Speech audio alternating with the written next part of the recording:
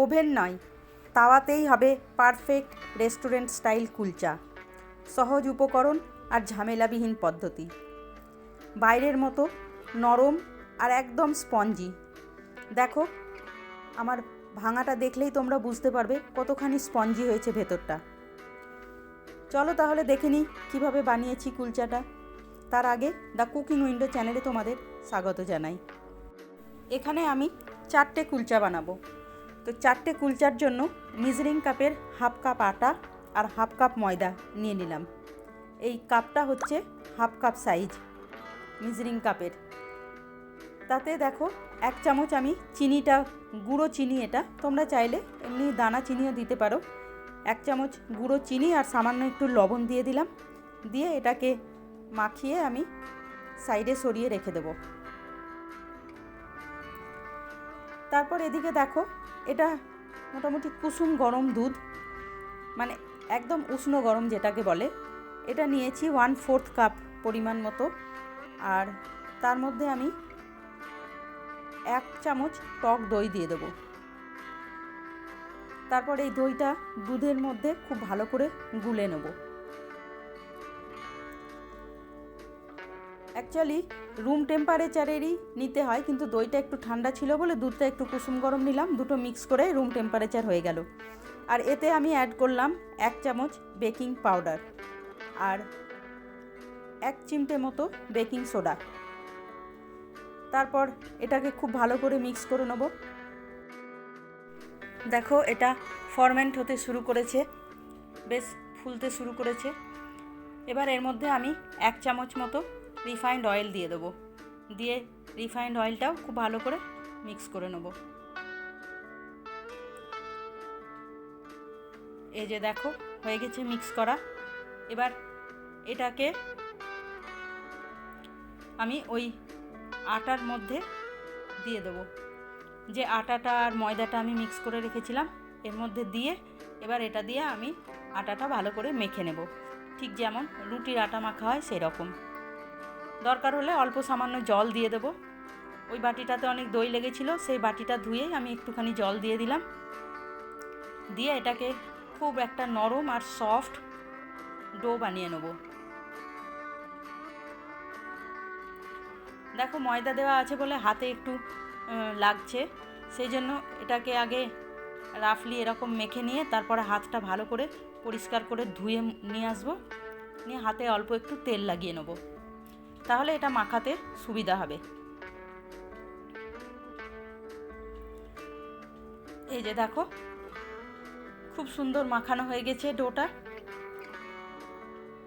এবার এটাকে আমি এইভাবে সুন্দর করে বাটির মধ্যে রেখে দেব। নিয়ে এটাকে ঢাকা দিয়ে রেখে দেব প্রায় 1 ঘন্টার জন্য।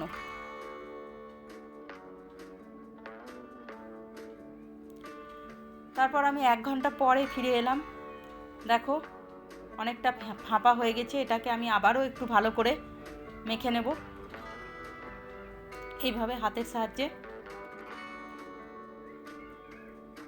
এই মাখাটা কিন্তু খুব সুন্দর করে মাখতে হবে, তা না হলে কুলচাটা ফুলবে না।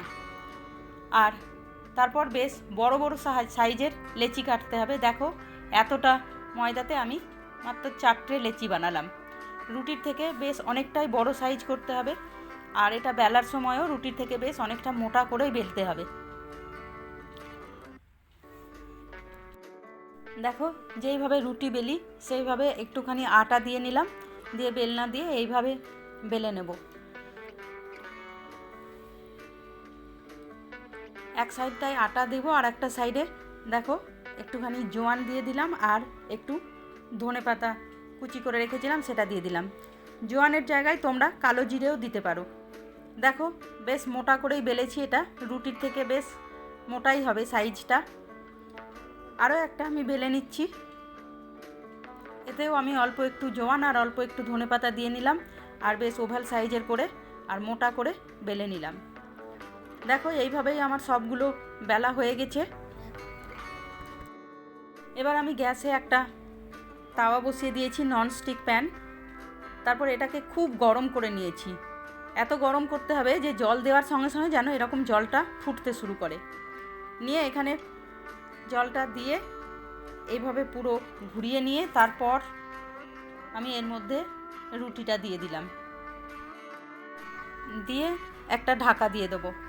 এবার এই জলের যে ভাপটা তৈরি হবে সেই ভাপেই এই কুলচাটা সেদ্ধ হয়ে যাবে।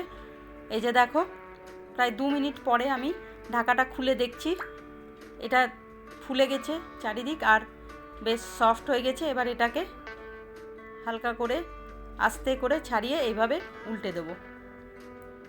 উল্টে দিয়ে 2 দিকটা এবার খুব ভালো করে সেঁকে নেব। আর আমি দেখো এই 2 পিঠে ঘি লাগিয়ে দিচ্ছি খুব ভালো করে।